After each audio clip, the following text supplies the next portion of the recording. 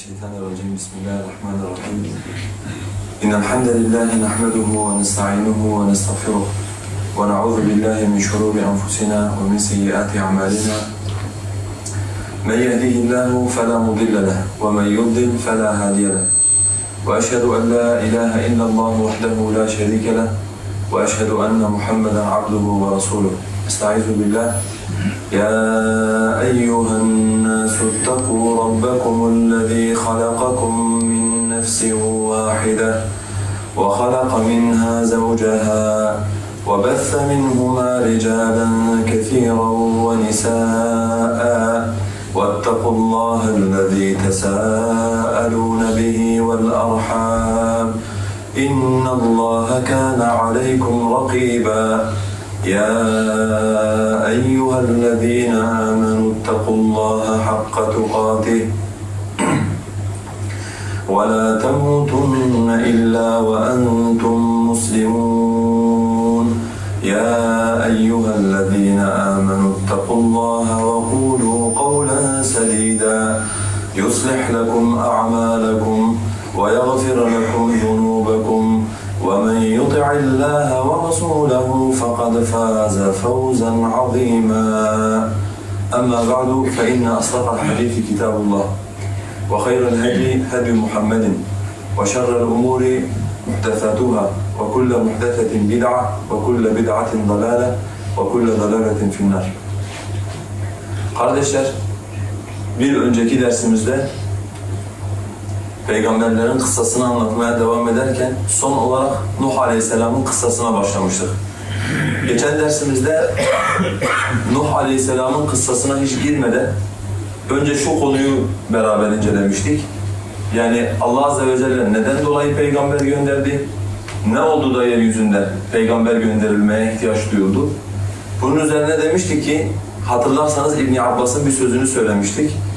Demiştik İbn Abbas demişti, 10 asır boyunca, 10 nesil boyunca insanlar İslam üzereydi. İnsanlar tevhid üzereydi. Ne zaman ki insanlar ihtilaf ettiler, yani tevhidlerini bozdular, aralarında akide konusunda ihtilafa düştüler, Allah Azze ve Celle Nuh Aleyhisselam'ı bunun üzerine gönderdi. Ve 3 tane mesele anlatmıştık. Demiştik ki yeryüzünde cehalet yayılınca, yeryüzünde şer'i olmayan yollarla insanlar Allah'a ibadet etmeye başlayınca ve yeryüzünde bazı insanlara bakış açısı konusunda aşırılık olunca, bu 3 sebep bir araya gelince yeryüzünde ilk defa şirk başladı. Bunu anlatırken de İmam Bukhari'nin İbn Abbas'tan rivayet ettiği Nuh suresindeki bir ayet-i kerimenin tefsirinden konuşmuştuk. Demiştik normalde Allah Azze ve Celle Nuh Aleyhisselam'ın davetini anlatırken kavmi Nuh Aleyhisselam'a şöyle itiraz ettiler. Dediler ki Nuh Aleyhisselam'ı dinleyince وَقَالُوا لَا تَذَرُنَّ آلِهَتَكُمْ وَلَا تَذَرُنَّ وَدًّا وَلَا سُوَعًا وَلَا يَغُوثَ وَيَعُوقَ وَنَسْرًا Dediler ki ilahlarınızı bırakmayın, ilahlarınıza sahip çıkın. Veddi, Yağusu, Ya'uku, Nasr'ı bunları hiç bırakmayın dediler Nuh Aleyhisselam'ın kavmi. İbn Abbas dedi ki bunlar Nuh Aleyhisselam'ın kavminde salih olan insanlardı.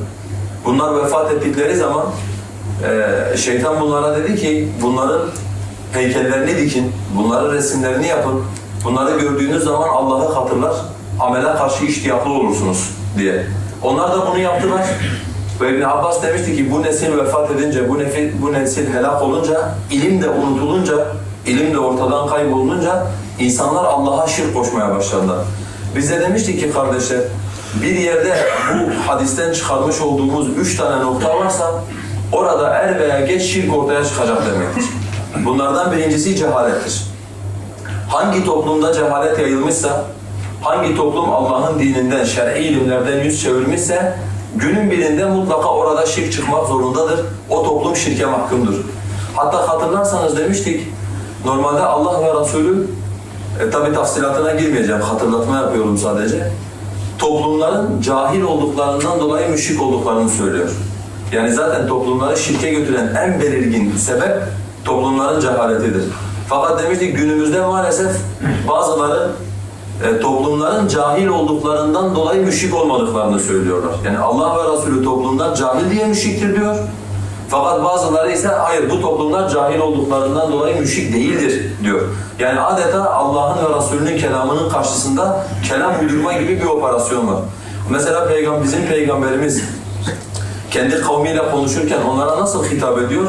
قُلْ اَفَغَيْرَ اللّٰهِ تَأْمُرُونِّي اَعْبُدُ اَيُّهَا الْجَاهِلُونَ De ki ey cahiller, Allah'tan başka bir ilaha ibadet etmemi mi bana emrediyorsunuz? Bakın ifadeye dikkat edin kardeşler. De ki ey cahiller, Allah'tan başka birine ibadet etmemi mi bana emrediyorsunuz? Yani biz buradan ne anlıyoruz?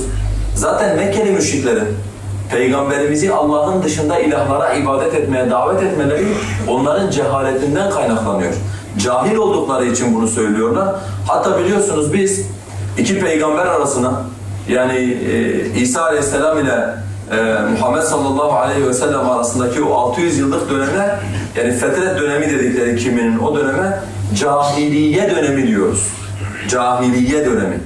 Şimdi siz bir kavmi sıfatlarken veya bir kavmi vasfederken o kavmin en belirgin sıfatı hangisiyse onu onunla anarsınız. Yani mesela çok mütekebbir bir topluluktan bahsedecekseniz kibir taifesi dersiniz. Çok işte şımarık bir taifeden bahsedecekseniz şımarıklıkları ön plandaysa şımarık bir taife dersiniz. Cahillik en belirgin sıfatı olan bir toplumdan konuşurken de cahiliye toplumu dersiniz. Onun için kardeşler ilim davetçilerin en çok mücadele etmek zorunda oldukları şey nedir? Cehalettir. Çünkü cehaletin olduğu yerden hayır beklemek mümkün değildir. İki bid'at. Hatırlarsanız demiştik ki bu toplumları şirke götüren şey neydi? Bunlar zaten şirke düşmeden önce bid'atlere düştüler. Yani peygamberlerin getirdiğinin dışında bir şekilde Allah'a kulluk etmeye başladılar. Mesela biz demiştik kardeşler, İslam dininde, peygamberlerin dininde resim yapmak yoktur. Peygamberlerin dininde heykel yoktur. Sen heykel yaptın diye kafir olmazsın. Sen heykel yaptın diye, işte resim yaptın diye kafir olmazsın. Burası kabul müdür? Burası kabuldür, eyvallah. Fakat Allah'ın göstermediği bir şekilde ibadet etmen seni günün birinde şirke düşürebilir. Yani hatırlarsanız aynısını Mekkeli müşrikler için de söylemiştik. Demiştik ki Mekkeli müşrikler, mesela Amr ibn Luhay, hatta size bir örnek verdim. Dedim ki biz şöyle anlatıyoruz. Diyoruz ki Amr ibn Luhay gitti, Şam'dan bir tane put getirdi, Kabe'ye koydu. Ondan sonra insanlara dedi ki gelin bu puta ibadet edin. İbrahim'in dini üzere olan insanlar da bu puta ibadet ettiler. Ben de size sordum dedim, şimdi adamın biri getirse şuraya bir tane put dikse, yani şuraya bir put koysa, ondan sonra bize dese ki hadi gelin bu puta ibadet edin, aklınız alıyor mu içimizden birilerinin kalkıp bu puta ibadet edeceğini? Mümkün değil, aklımız almıyor. Peki İbrahim'in dini üzere olan Müslümanların, o günkü muvahhidlerin bir günde bu puta ibadet ettiğini nasıl aklımız alıyor? Yani adam putu dikti, bunlar da geldi hemen putun karşısında secdeye kapandı ve hemen puta dua etmeye başladılar. Çünkü demiştik bunlar onun öncesinde bir sefere gittiklerinde, bir yolculuğa çıktıklarında Kabe'nin taşlarından bir tanesini yanlarına alıyorlardı. Kabe'nin taşı çok değerlidir, bizim yanımızda bulunsun diyorlardı. Gittikleri yerlerde taşı orta yere koyup taşın etrafında dönüyorlardı, taşı tazim ediyorlardı vesaire. Taşı tazim ettin diye kafir olmazsın. Taşa çok değer verdin diye kafir olmazsın. Sefere çıktığında yanına bir mezarın taşını aldın diye kafir olmazsın. Ama bu bid'at günün birinde bir şirk geldiğinde seni şirke düşürür işte. Onun için selef alimlerinin geçen derste söylemiştim. Bid'ata karşı neden bu kadar hassas olduklarını, ister itikadi, ister sözlü, ister ameli fark etmez. Bir bid'at olduğunda aşırı bir tepki göstermişler. Sebebi nedir kardeşler? Sebebi budur işte. Çünkü bid'at bir defa kalplere girdiği zaman sonrasında insanı nereye götüreceğini bilemeyiz. Üçüncü olarak da demiştik ki şirk yeryüzünde şöyle başladı. İnsanlar hakkında aşırıya gitmeye başladılar. Hatırlarsanız geçen dersimizde de söylemiştik. Birilerini sevebiliriz, birilerine saygı gösterebiliriz, birilerini taklit edebiliriz, birilerine ittiba edebiliriz. Eyvallah. Hatta Allah ve Resulü bizden bunu istiyor. Mesela yaşı büyük olanları sevmeyi ve onlara saygı göstermeyi bizden istiyor.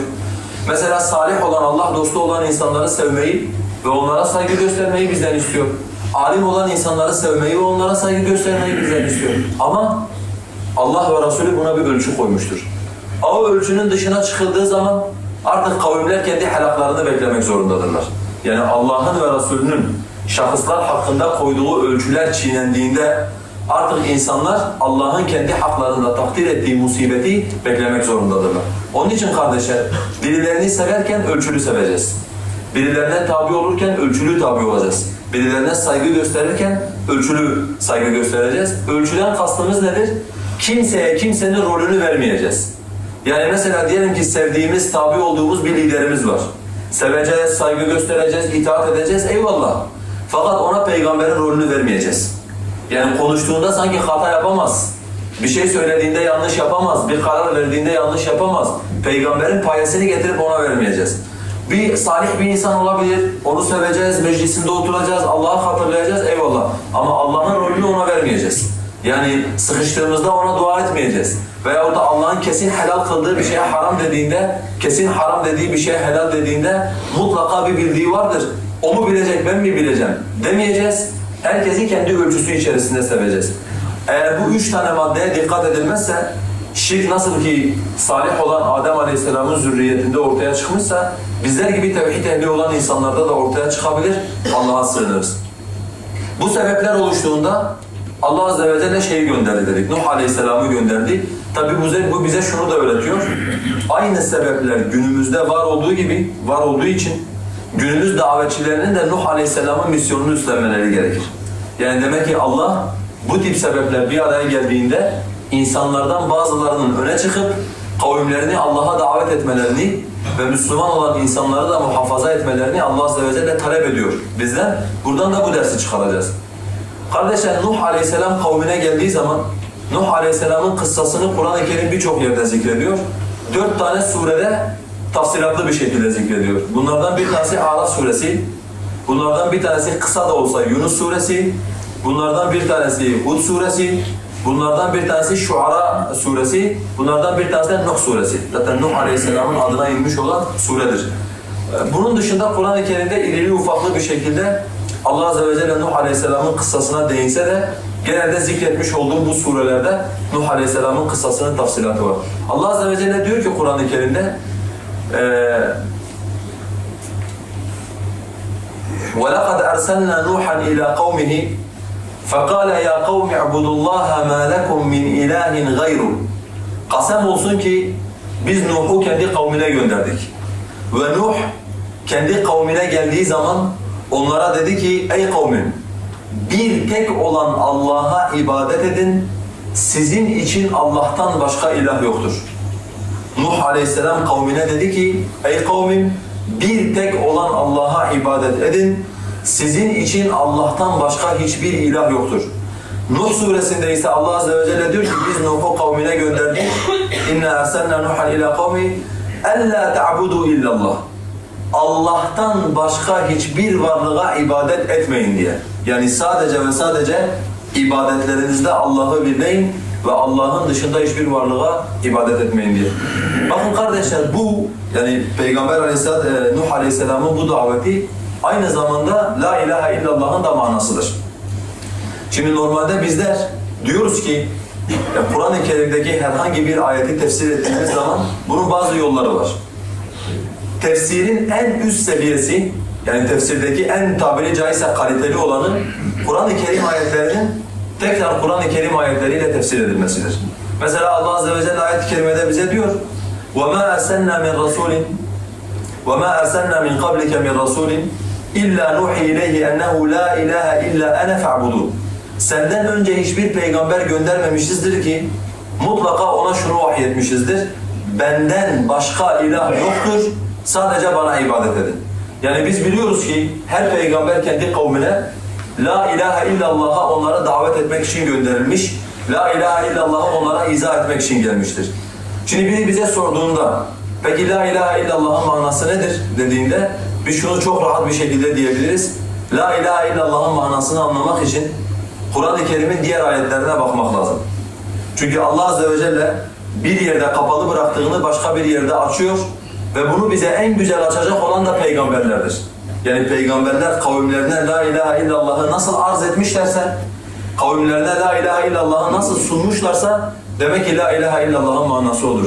Bakın Nuh Aleyhisselam ve bundan sonra göreceğimiz bütün kıssalarda aynı lafzı işiteceksiniz. Yani hiç değişmeksizin Ya kavmi i'budullaha مَا لَكُمْ مِنْ اِلَٰهٍ غَيْرُهُ Ey kavmim, Allah'a ibadet edin, sizin için Allah'tan başka ibadet edilecek bir ilah yoktur diyor. Niye biliyor musunuz kardeşler? Şundan.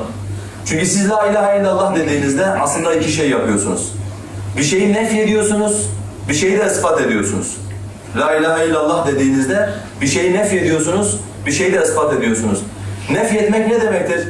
Yani bir şey kesinlikle yoktur, bir şey kesinlikle olamaz diyorsunuz, onu reddediyorsunuz. Daha sonra o reddettiğiniz şeyi, nefy ettiğiniz şeyi getirip tek bir yere ispat ediyorsunuz. Farkındaysanız la ilahe illallah'ın başı da sonu da ilahla alakalıdır. Yani ilah yoktur, uluhiyet sadece Allah için vardır diyorsunuz. İlah kelimesinin Arap lügatındaki manası da kendisine ibadet edilen, gönüllerin önünde boyun eğdiği, sevgiyle, aşkla, özlem duyaraktan kendisine ibadet etmiş olduğu varlığa ilah diyoruz. Yani siz şunu söylemiş oluyorsunuz, kendisinden başka ibadet edilen hiçbir ilah yoktur. Sadece ibadet edilen ve ibadeti hak eden tek bir ilah vardır. O da alemlerin Rabbi olan Allah'tır diye. Ve bundan dolayı peygamberlerin bazısı bizim peygamberimiz gibi kavimlerini la ilahe illallah'a davet etmişlerdir. Mesela bizim peygamberimiz ne demiştir onlara? قُولُوا لَا اِلَٰهَ اِلَّا اللّٰهِ تُفْلِحُوا La ilahe illallah deyin, felaha edin. Peygamberlerden bazısı ise geldiklerinde direkt kavimlerine la ilahe illallah dememişlerdir. Ey kavmim, sizin için Allah'tan başka hiçbir ilah yoktur ve sadece Allah'a ibadet edin demişlerdir. Onun için kelime-i tevhidin manası kulun bütün ibadetlerinde, yani sözlerinde, amellerinde, tasavvurunda sadece Allah Azze ve Celle'yi birlemesi, ona ibadet etmesi, onun için yaşaması ve onun için ölmesidir. Şimdi burada belki birçoğunuz şunu söyleyecek, diyeceksiniz ki yani zaten hani biz bunu birçoğumuz biliyoruz. Veya siz diyeceksiniz belki sen Türkiye'ye geldiğinden beridir zaten bunu anlatıyorsun. Hani biz senden sürekli bunu dinledik. Eyvallah, ben başka bir noktaya ulaşacağım inşallah, başka bir noktayı anlatacağım. Şimdi kardeşler, asıl burada mesele şurası. Peygamberler ilk geldiklerinde kavimlerine, ilk başta şeytan kavimleri peygamberlere karşı azdırırken la ilahe illallah kelimesine karşı büyüklenmeyle onları azdırdı. Yani uzun asırlar boyunca uzun nesiller peygamberlerin davetine şöyle yaklaştılar. Deyin ki la ilahe illallah, hayır biz bu kelimeyi söylemiyoruz, bu kelime yanlıştır, bu kelime şöyledir, bu kelime böyledir. Fakat aynı insanlar Allah'a inandılar, kimisi ahiret gününe inandı, bir önce geçen peygamberi tasdik ettiler vesaire vesaire. Fakat belli bir zaman sonra şeytan bu sefer kavimleri ve nesilleri başka bir şekilde peygamberlerin davetine karşı kışkırtmaya ve azdırmaya başladı. O da neydi kardeşler? La ilahe illallah davetini kabul edin. Fakat içeriğini peygamberlerin istediği gibi doldurmayın. Yani mesela günümüz cahiliyesi la ilahe illallah davetine karşı gelmiyorlar. Siz bugün insanlara la ilahe illallah deyin dediğinizde İşte Sad suresinde Allah diyor ya وَاَنْتَلَقَ الْمَلَأُ مِنْهُمْ اَنِمْشُوا وَاسْبِرُوا عَلَى آلِهَتِكُمْ اِنَّ هَذَا لَشَيْءٌ يُرَادٌ Böyle bir şey diyen duydunuz mu? Onlardan bir taife, aristokratlar ayaklandılar.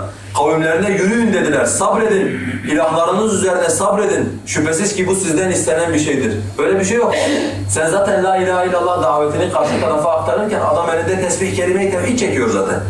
Yani sen ey kavmim la ilahe illallah deyin dediğinizde senin karşındaki adam zaten la ilahe illallah virdimi çekiyorum diyor sana. Günde adam 10.000 tane la ilahe illallah çekiyor. Yani bazı tarikatlarda 10.000 tane virt olarak günlük la ilahe illallah çekiyor adam. Onun için bugün İslam davetçileri mesela işte kitaplar yazılıyor, konuşmalar yapılıyor. İşte la ilahe illallah önceliklidir, la ilahe illallah esastır. Toplum bunu duyduğu zaman hatta mutlu oluyor. Elhamdülillah diyor bakın. Benim günde 10.000 tane çektiğim şey demek ki öncelikli olan oymuş. 10.000 tane çektiğim şey demek ki esas olan şey oymuş. İslam davetçilerinin bugün yuvarlak konuşmaları terk etmeleri lazım. İslam davetçilerinin bugün topu taca atmayı terk etmeleri lazım. İslam davetçilerinin bugün lafı evirip çevirip ana meseleye gelmemekten kendilerini muhafaza etmeleri lazım. Mesele la ilahe illallah'ın esas olması, mesele la ilahe illallah'ın öncelikli olması meselesi değildir. Mesele la ilahe illallah'ın anlamıdır. Mesele la ilahe illallah'ın tefsiridir ve la ilahe illallah'ın manasına yapılan muhalefetlerdir. İslam davetçilerin üzerinde durmaları gereken, açıklamaları gereken, son noktayı koymaları gereken asıl mesele burasıdır. Çünkü kardeşler biliyorsunuz şu anda la ilahe illallah dendiğinde insanlar ne anlıyorlar? La halika illallah anlıyorlar. Yani bugün içinizden dileyen varsa kendi çevresindeki insanlara bir anket yapabilir, mahalle bir anket sorabilir. La ilahe illallah'ın manası nedir? Diyecek, emin olun ya direkt diyecektir la ilahe illallah, yani Allah'tan başka bizi yaratan kimse yoktur. Ya da size diyecektir ki la ilahe illallah, çok konuşacaktır. Fakat netice gene şuraya çıkacaktır. Bize rızık veren, bizi yaratan Allah'tır. Bundan başka bir şey yok. Zaten insanlar Allah'tan başka yaratıcı yoktur olarak la ilahe illallah'ı anladıkları gün Allah'ı buraya hapsettiler. Yani Allah Azze ve Celle'yi tasavvura, Allah Azze ve Celle'yi düşünceye hapsettiler ve Allah Azze ve Celle insanların hayatına müdahale etmemeye başladı. Allah Azze ve Celle insanların hayatlarına şekil vermemeye başladı. Onun için kardeşler, bugün insanların içinde bulunmuş oldukları problem la ilahe illallah davetini inkar etmek değildir. Biraz sonra Nuh Aleyhisselam'ın kavminin tepkisini anlatacağım. Bizim kavmimizin tepkisi böyle değil. Sebep? Çünkü bizim kavmimiz la ilahe illallah'tan bizim ne murad ettiğimizi anlamıyorlar. Onun için yuvarlak konuşmayacağız. Onun için dediğim gibi topu taca atmayacağız. Yani böyle genel konuşmalar yapmayacağız. Bir şey anlattığımızda kavmimizi, insanları İslam'a davet ettiğimiz zaman net, anlaşılır bir şekilde kavmimizin tevhid davetine olan muhalefetini kendi kavmimize anlatmamız, kendi kavmimize duyurmamız lazım. İkinci bir mesele ise burada özellikle kardeşler, şunu zaten hepimiz anlıyoruz. Bunu davet dersinde de hatırlarsanız anlatmıştık. İslam davetçilerinin insanları Allah'a davet ederken peygamberlerin başladığı yerden başka bir noktadan başlama gibi bir lüksleri yoktur. Yani ben bugün insanları İslam'a davet ediyorsam, peygamberler nereden bu davete başlamışlarsa ben de aynı noktadan bu davete başlamak zorundayım.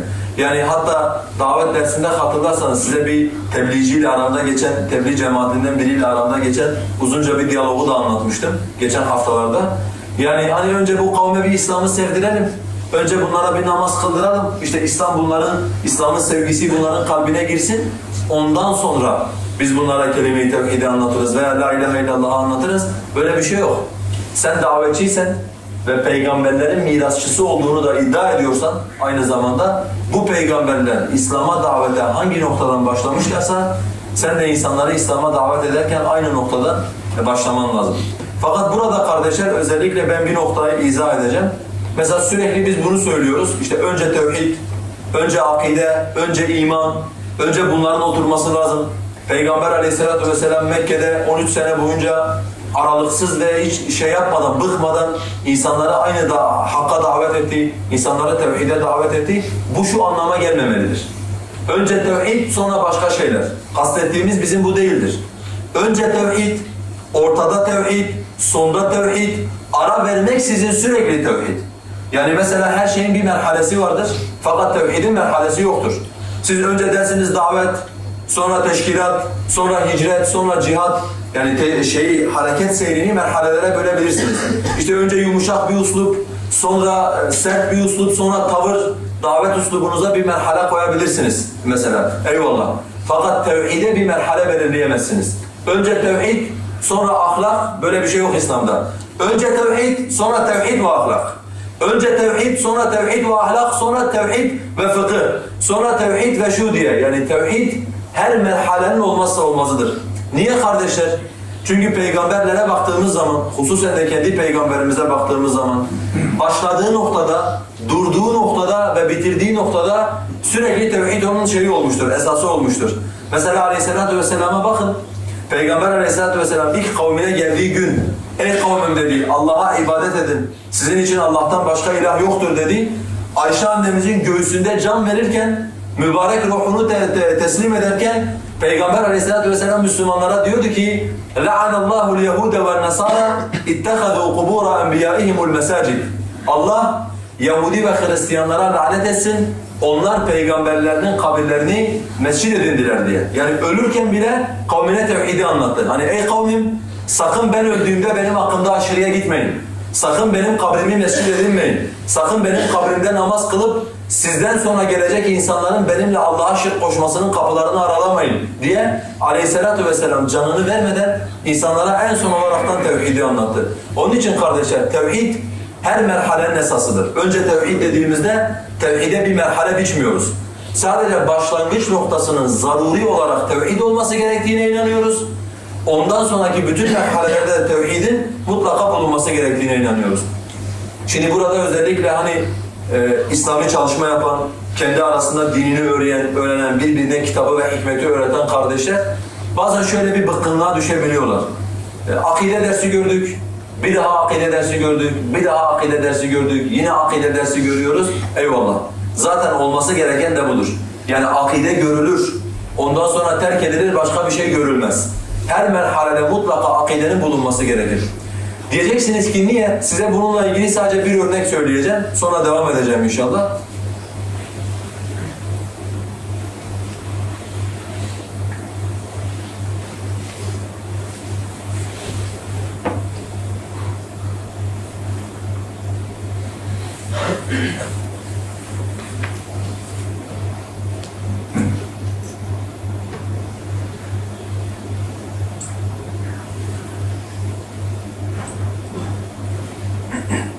İmam Bukhari ile Müslüm Ebu Hureyre'den naklediyorlar. Diyor ki biz Huneyn dönüşünde yağmurlu bir gecenin ardında Peygamber Aleyhisselatü vesselam bize namaz kıldırdı. Şimdi Huneyn Savaşı biliyorsunuz kardeşler, İslam'ın en son yıllarında gerçekleşmiş bir savaş. Yani demek ki Peygamberimizin davetinin üzerinden 20 sene geçtikten sonra neredeyse şu anlatmış olduğum kısa vakı olmuş. Huneyn'e gitmişler, Huneyn'den dönerken gece yağmur yağmış, Peygamber Aleyhisselatü vesselam namaz kıldıracak. Ashabına dönmüş Aleyhisselatü vesselam, demiş ki اَتَدْرُونَ مَاذَا قَالَ رَبُّكُمْ Rabbinizin ne dediğini biliyor musunuz demiş. Sahabe Allah ve Resulü daha iyi bilir demişler. Hani bilmiyoruz Rabbimiz ne dedi. Diyor ki Aleyhisselatü vesselam cevaben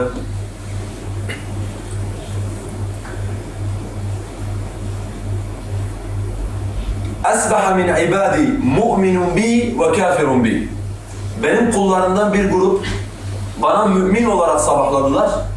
Benim kullarımdan bir grup da kafir olarak sabahladılar. Yani bunu söyleyen Allah Azze ve Celle Peygamber'e söyletiliyor. De ki onlara diyor, bu sahabeden, bu gruptan bir grup kafir olarak sabahladılar. Yine bu taifeden bir grup mümin olarak sabahladılar. Niye? Sebebini şöyle anlatıyor. Diyor ki, مَنْ قَالَ مُطِرْنَا بِفَضْلِ اللّٰهِ وَرَحْمَتِهِ أَسْبَحَ مُؤْمِنًا بِي وَكَافِرًا بِالْكَوْكَبِ Kim biz Allah'ın rahmeti ve faziletiyle yağmur yağdırıldı demişse bana mümin olarak sabahlamıştır, yıldızlara kafir olarak sabahlamıştır.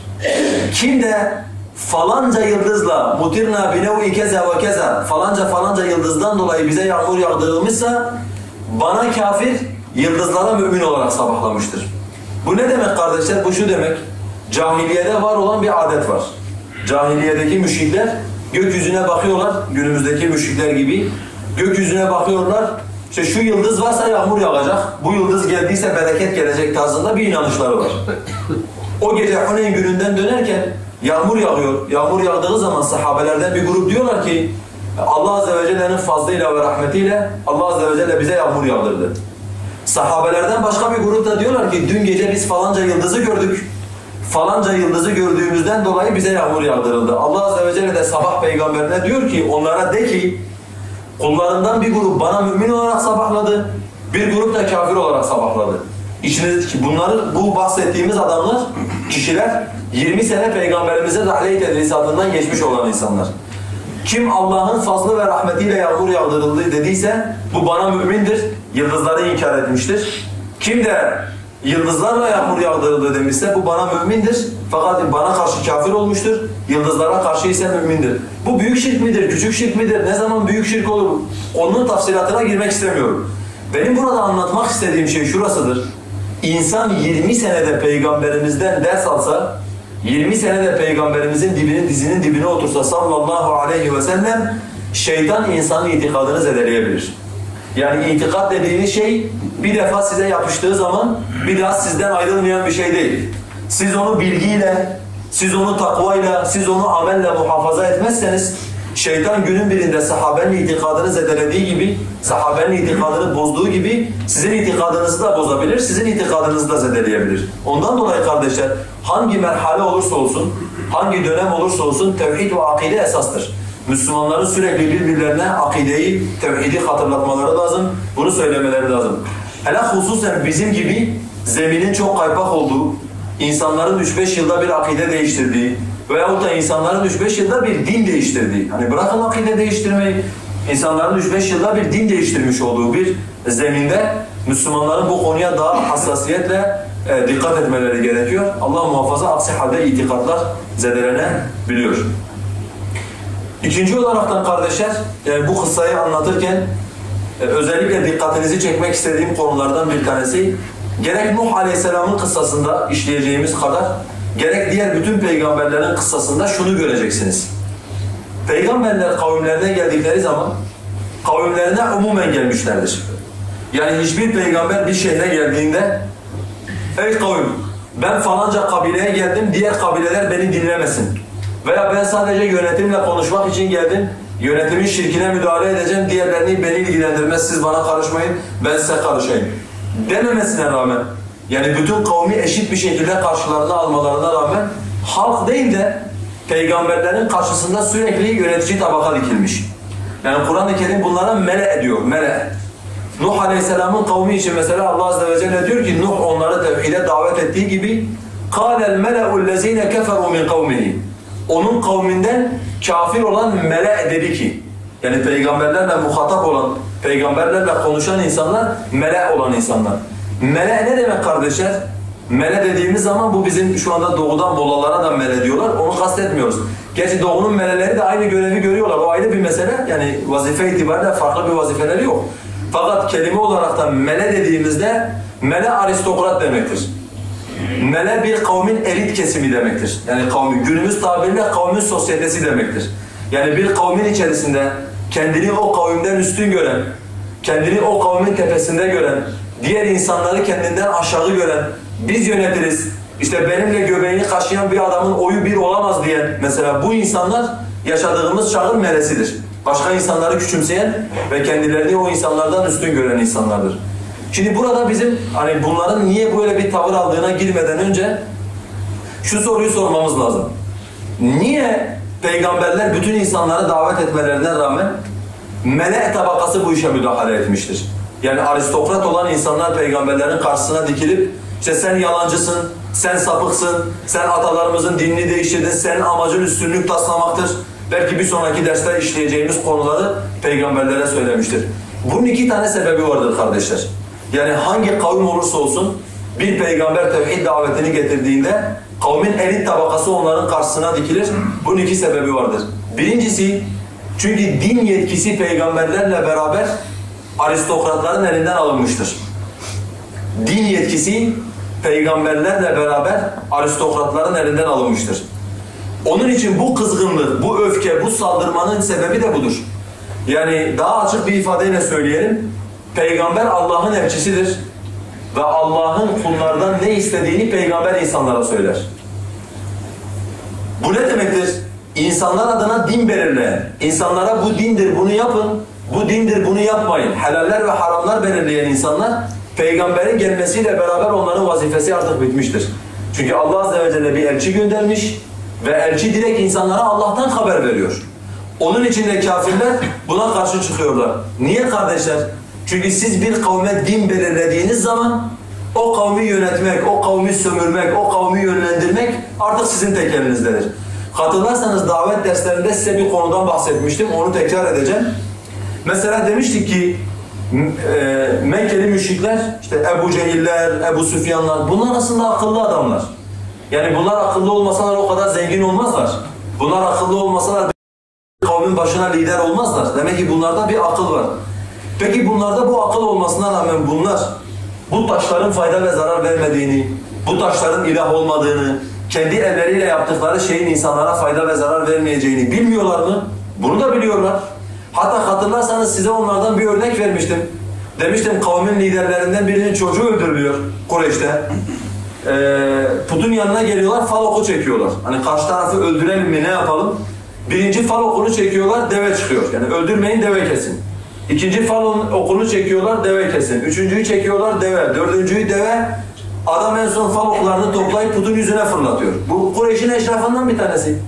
Allah seni kahretsin diyor. Tabii ölen senin çocuğun olmadığı için diyor, kurban kes diyorsun. Ölen senin çocuğun olsaydı intikam al derdin diyor. Bak, o da biliyor bunun bir şey olmadığını, o da biliyor bunun akılsız bir varlık olduğunu. Fakat kardeşler, şurası müşrikler için, eşraf için çok önemlidir. Kim bir kavmin önüne bir tane put koymuşsa, o putun o kavimden ne istediğini de o belirler. Yani bir misal olaraktan düşünün. Diyelim adamın biri getirdi buraya bir tane put dikti. İnsanlara da dedi ki ey insanlar bu bizim ilahımızdır. Bundan sonra buna ibadet edeceğiz. Şimdi doğal olarak fıtrat gereği biz ne soracağız? Diyeceğiz ki ilahımız bizden ne istiyor? İlahımız bizim nasıl kulluk etmemizi istiyor? Bu konuşamayacağına göre kim bunun ilah olduğuna karar vermişse onun isteklerini de o bize söyleyecek. Yani onun arkasına geçecek, eşrafınıza saygı gösterin diyecek, nesep bağı çok önemlidir diyecek, şu soydan gelenler üstündür, diğerleri alçaktır diyecek, yılın şu zamanlarında getirin buraya para koyun diyecek, işte falanca mevsimlerde gelin burada ticaret yapın diyecek. Yani bu ilahın insanlardan istediklerini kim bunun ilah olduğuna karar vermişse o insanlara söyleyecek. Onun için kavimlerin aristokratları, kavimlerin mele olan insanlar aslında bu putların hiçbir şeye yaramadığını çok iyi biliyorlar. Fakat bu mücadele, bu kavga, bu gürültü niye? Tek bir tane sebebi var. Çünkü peygamberler geldiği zaman peygamberler din belirleme yetkisini, insanları sömürme yetkisini onların elinden alacaklar. Ondan sonra peygamberler Allah şunu söylüyor diyecekler. Günümüzdeki müşrikleri için Diyanet niye kırmızı çizgidir? İşte bundan dolayı. Yani sizin kavminiz için, sizin içinde yaşamış olduğunuz aristokratlar için Diyanet niye kırmızı çizgidir kardeşler? İşte bu sebepten dolayı. Çünkü Diyaneti oraya diken, Allah'ın size dinin mercisi Diyanettir diyen, dinin mercisi budur diyen insanlar, Allah'ın sizden ne istediğini, kullara ne söylediğini de onlar belirleyeceklerdir. Diyanet aracılığıyla sizin Rabbiniz, sizin dininiz sizden bunu istiyor diyecektir. Bakın kardeşler, mesela Cumhuriyet kurulduğunda dikkat edin, İslam adına var olan ne kadar kurum ve kuruluş varsa hepsini kaldırmışlar. Bu isterseniz şirk merkezleri olsun. Adamlar tekkeleri kapatmışlar. Yani tekkelerde ne yapıyor Allah'a? Şirk koşulmaktan başka, peygamberin dışında peygamberler belirlemekten başka, Kur'an'ın dışında kaynaklar belirlemekten başka tekkelerde ne yapılıyor? Tekkelerin 3 tane vazifesi vardır. Allah'tan başkalarına ibadet ettirmek, şeyhleri peygamber seviyesine çıkarmak, bir de Kur'an'ın dışında kaynaklar bulmak. Onun için kimi tekkenin kaynağı Risale-i Nur'dur, kimininki Mesnevi'dir, bir öbürününki Futuhat'tır, bir öbürününki Fusus'tur. Ama mutlaka Allah'ın kitabının dışında kendisine başvurdukları bir kaynakları, kendisine başvurdukları bir mercileri vardır. Bunları dahi kapatmışlar fakat Diyaneti bırakmışlar. İnsanların başlarındaki sarıklardan dolayı insanlara idam etmişler fakat Diyaneti bırakmışlar. Niye kardeşler? Diyanet çünkü bunların kırmızı çizgisidir.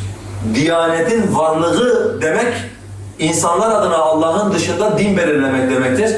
Bundan dolayı da Diyanet onlar için önemlidir. Onun için birinci olaraktan bu kavmin peygamberlerin bu denli karşısına çıkmasının sebebi kardeşler, onların elinden din belirleme yetkisi alınmıştır.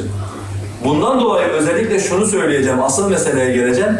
Nasıl ki peygamberler din yetkisinin sadece Allah'a ait olduğunu ve kendilerinin dışında Allah adına din hakkında konuşma yetkisine hiç kimsenin sahip olmadığını insanlara anlatmak adına canlarını ortaya koydular.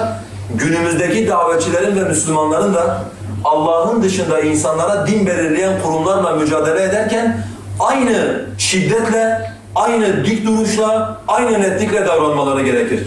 Yani mesela günümüz Müslümanları Diyanete bakarken, işte Diyanet bir kurumdur, bir kuruluştur, böyle bakmamaları lazım. Diyanet, yeryüzünde Allah'ın dışında insanlara din belirleyen ikinci bir merkezdir, ikinci bir kuruldur. Onun için Müslümanlar evvela bunların hükmü hakkında net olmak zorundadır. Sonra bunların merkezleri hakkında net olmak zorundadır. Yani Allah adına Allah'tan başka bir din belirleyen bir merkezde nasıl gidip namaz kılacaksınız? Yani Rabbinize ibadet edeceksiniz, örnek veriyorum. Bir taraftan diyeceksiniz ki bu kuruluşlar, bu merkezler işte Allah adına din hakkında konuşan ve kavimleri fevç küfre götüren kuruluşlardır. Ondan sonra diyelim namaz vakti geldiğinde de gönül rahatlığıyla gideceksiniz. Bunların kendisiyle insanları saptırdığı yerde Allah Azze ve Celle'ye secde edeceksiniz. Böyle bir şey olmaz. Siz onlardan teberri etmiş olamazsınız böylece. Yani şunu kastetmiyorum, hani siz teberri etmiş olamazsınız, dinin aslını gerçekleştirmemişsinizdir. Bunu kastetmiyorum, Allah'a sığınırım. Fakat biliyorsunuz şirkten, müşriklerden, Allah'ın dışında ibadet edilenlerden teberri etmek merhale merhaledir. Kamil anlamda bir teberriyi, kamil anlamda bir uzaklaşmayı gerçekleştirmiş olamazsınız. Onun için kafir kavim de şu anda bunun bilincindedir ve onların kırmızı çizgileri bütün ülkelerde şeydir. Nasıl ki Avrupa'da kilisedir, bizim burada da insanların kırmızı çizgisi aynı şekilde Diyanettir. İkinci bir mesele ise kardeşler eşitlik meselesidir. Yani peygamberler davetlerini getirdikleri zaman bu davete muhatap olan kavimler şunu anladılar.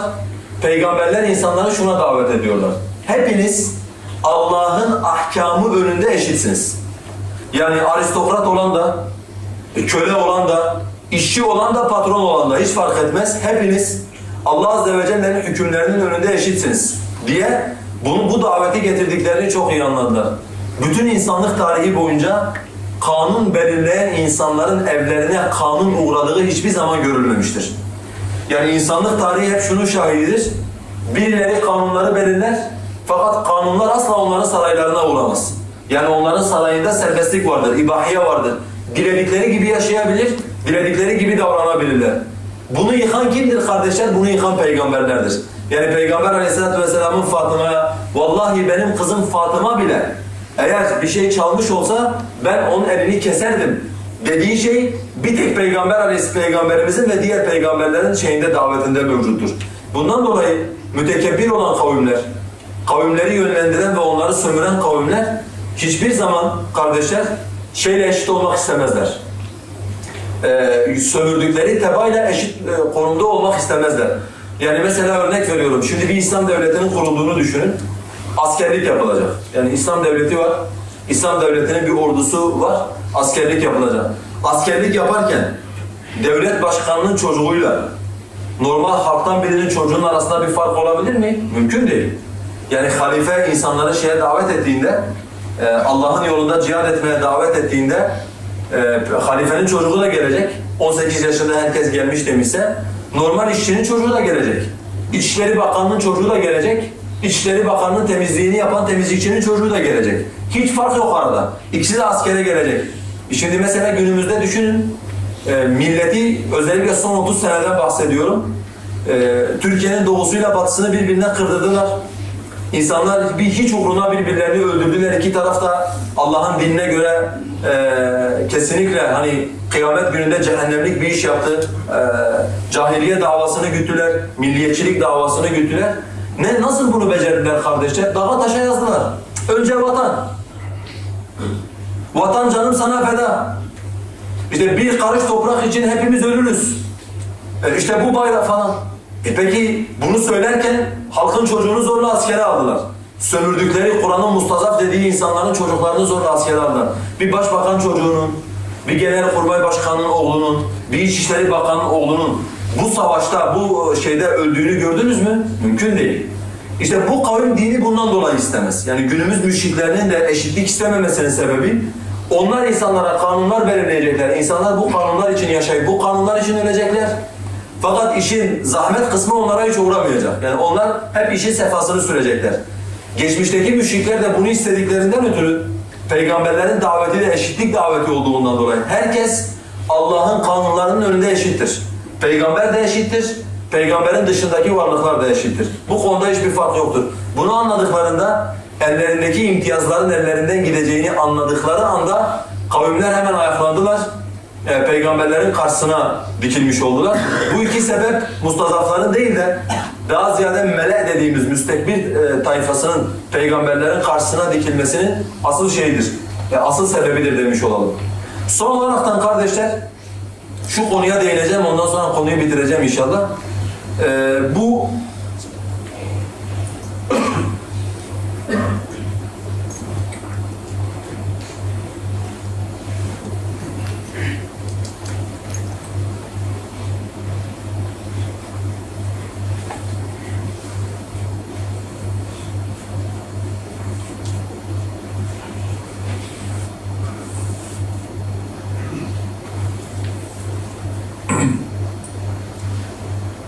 anlatmış olduğum konuda yani günümüz daveti için özellikle bir ders var, bir nokta var. Onu da söyleyeceğim, ondan sonra bitirmiş olacağım. Şimdi biz dedik ki Nuh Aleyhisselam ve hangi peygamber olursa olsun geldiğinde bütün kavmi İslam'a davet etmesine rağmen onların karşısına dikilen taife melek tabakası oldu. Yani müstekbirler tabakası oldu dedik. Şimdi günümüz davetinde şöyle bir yanlış var kardeşler. Yani bu peygamberlerin davetine uymayan, İslam menhecine aykırı olan bir yanlış var. Onu hem kendimize nasihat etmiş olalım, hem de öğrenmiş olalım aynı zamanda. Günümüz davetçileri meydana çıktığı zaman aristokratlar değil de mustazaflar onlardan korkuyor. Yani peygamberlerin davetinin tam tersi gerçekleşiyor. Mesela bilmiyorum farkında mısınız? Allah'ın rahmet ettikleri müstesna bir yerde insanları İslam'a davet ettiği zaman eski yani peygamber döneminde olduğu için mesela bankalar bundan rahatsız olmuyor. Siyaset ve bürokrasi bundan rahatsız olmuyor. İşte insanlara sapıklığı aşılayan moda kurumları, medya bundan rahatsız olmuyor mesela. Komşu rahatsız oluyor. İşte köyün muhtarı rahatsız oluyor. İşte ne bileyim ailenin büyüğü rahatsız oluyor. Demek ki insanların anlatmış olduğu davette bir problem var. Çünkü eğer davet peygamberlerin davetinin aynısı olmuş olsa kavmin mustazafları rahatsızlık duyabilirler. Fakat davetçinin karşısına asıl dikilmesi gereken bürokrasidir.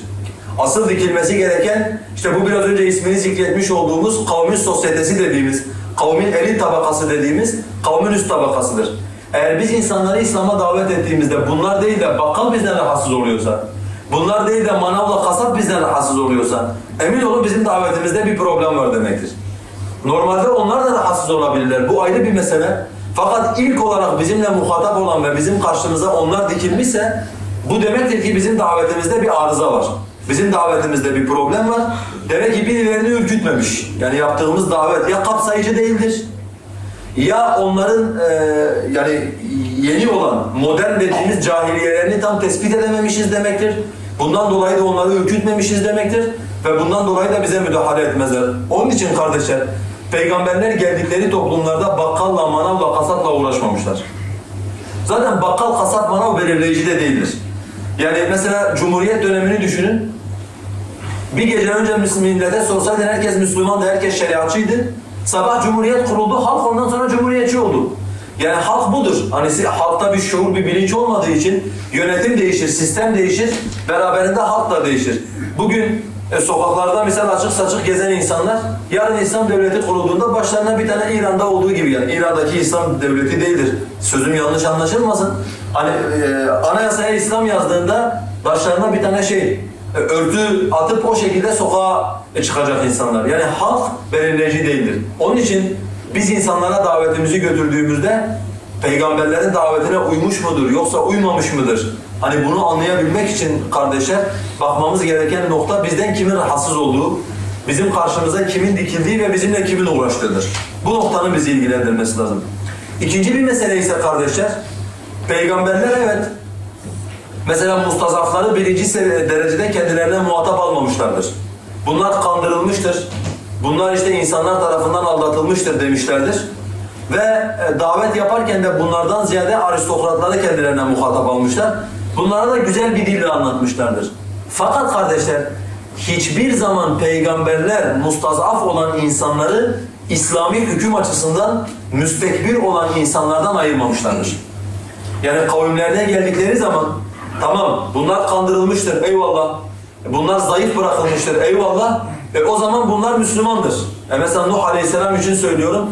Bunlar Adem Aleyhisselam'ın kavmiydi. Bunlar zaten Allah'ı da inkar etmiyorlar. Bunlar Adem Aleyhisselam'ı da inkar etmiyorlar.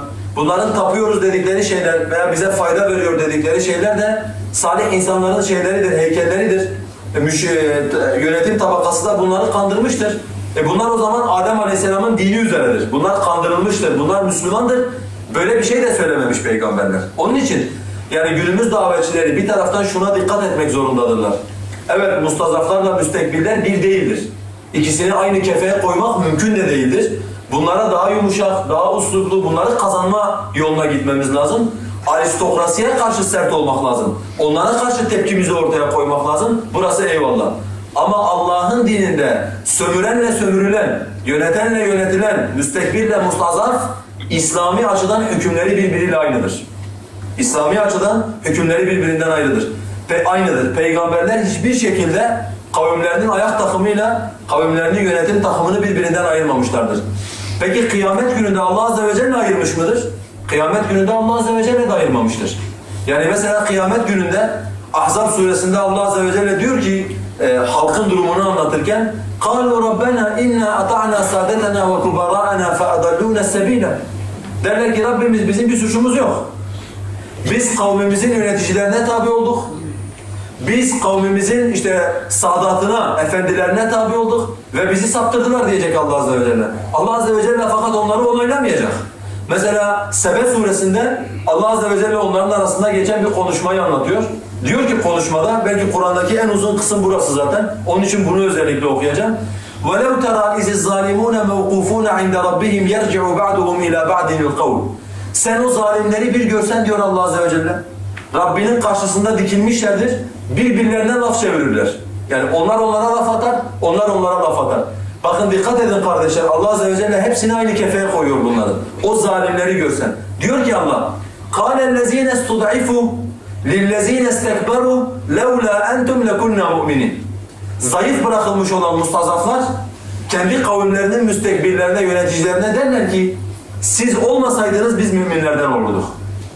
لَوْلَا أَنْتُمْ لَكُنَّا مُؤْمِنِينَ قَالَ الَّذ۪ينَ اسْتَكْبَرُوا قال الذين استكبروا للذين استضعفوا أنحن صددناكم عن الهدى بعد إذ جاءكم Kavmin müstekbir olanlarına, mustazaf olanlarına bu sefer laf atacaklar. Allah'ın hidayeti size gelmesine rağmen biz mi sizi hidayetten çevirdik diyerler. Bel kuntum mujrimin. Bilakis suçlu olan insanlar sizlersiniz. Yani tabiri caizse diyecekler ki biz sizi kandırmadık. Biz size gelin bize ittiba edin demedik. Böyle bir şey yok. Mücrim olan, Allah'ın kelamından yüz çeviren sizlersiniz. Bu sefer mustazaflara sıra geçiyor. قَالَ الَّذ۪ينَ اسْتُضْعِفُوا لِلَّذ۪ينَ اسْتَكْبَرُوا بَلْ مَكْرُ اللَّيْلِ وَالنَّهَارِ اسْتَأْمُرُونَنَا اَنْ نَكْفُرَ بِاللّٰهِ وَنَجْعَلَ لَهُ اَنْدَادًا Bilakis mustazaflar müstekbirlere söylüyorlar. Gece gündüz tuzak kurdunuz, Allah'a şirk koşalım ve Allah'a ortaklar tayin edelim. Kafir olalım diye gece gündüz tuzaklar kurdunuz diyecekler. Peki bu sahnenin, yani birilerini suçlamasını, siz bizi kandırdınız demenin, onların Allah'ın yanındaki hükmüne bir etkisi var mı? Hayır. Allah Azze ve Celle diyor وَاَسَرُّ النَّدَامَةَ لَمَّا رَأَوُ الْعَذَابِ Azabı gördüklerinde hepsi pişman oldular. وَجَعَلْنَا الْاَغْلَالَ فِي اَعْنَاقِ الَّذ۪ينَ كَفَرُوا Ve biz o zincirleri diyor Allah Azze ve Celle kafirlerin boynuna geçirdik. Biz o bağları, o halkaları kafirlerin boynuna geçirdik. Farkındaysanız kardeşler, Allah Azze ve Celle aralarındaki problemi bize tafsilatlı olarak aktarıyor. Yani siz bizi kandırdınız, bizi hidayetten alıkoydunuz, onlar cevap veriyor, onlar cevap veriyor. Fakat netice aynıdır, netice değişmiyor. Allah zincirleri hepsinin boynuna birden geçiriyor. Onun için birilerinin insanları saptırıyor olması, birilerinin de bu sapkınlara tabi olmuş olması Allah Azze ve Celle'nin nezdinde bunların hükümlerini değiştirmez. Bunun için Kur'an-ı Kerim'den çok örnek verebiliriz. Yani Allah Azze ve Celle kıyamet gününde bunların karşı karşıya gelip birbirleriyle konuşmalarını müteaddit kere bize zikrediyor. Ve hiçbirinde aldatılmış olanlar, kandırılmış olanların kandıranlardan farklı olduğunu söylemiyor Allah Azze ve Celle. Onun için bugün ikinci bir hata nedir kardeşler? Tamam, peygamberler davette ayak takımıyla yönetim tabakasını birbirinden ayırmıştır. Fakat bunu hüküm açısından yapmamışlardır. Bunu uslup açısından yapmışlardır. Yani yönetim tabakasına sert davranmışlar, halk tabakasına ise yumuşak davranmışlardır. Fakat peygamberler bunlar kafirdir, bunlar Müslümandır, bunlar müşriktir, bunlar muvahhiddir, bunlar kandırmıştır, bunlar kandırılmıştır. Böyle bir ayrımın içerisine kesinlikle girmemişlerdir. Daha önemli olanı Allah Azze ve Celle onların kandırıldığını ikrar etmekle beraber Allah Azze ve Celle onları mazur görmemiş, Allah Azze ve Celle onlara da aynı hükmü uygulamıştır. Onun için günümüzde bu insanların mazur olduğunu, kandırıldığını bilmediğini söyleyen insanlar, bunların bir önceki peygamberin davetine sıkı sıkıya yapıştığını söyleyen insanlar bu anlamda kendisine ittiba ettiklerini, iddia ettikleri peygamberlerin davetine muvaffakat etmemişlerdir. Yani bu anlamda yapılan şey yanlış olan bir şeydir. Ondan dolayı biz bu davetten, Nuh Aleyhisselam'dan veya diğer peygamberlerin davetinden kendi davetimiz için bu noktayı da aynı zamanda örnek olaraktan almamız gerekir. Allah Azze ve Celle başta beni sonra sizleri, bizi dinleyen bütün kardeşlerimizi sözü doğru şekilde anlamaya, anladığını yaşamaya ve yaşadığı üzere can vermeye muvaffak kılsın. Allah Azze ve Celle kandırılmış, saptırılmış, mustazaf bırakılmış kavmimizi hidayet etsin. Allah Azze ve Celle bizimle kavmimizin daveti arasında girenleri aramızdan çıkarsın.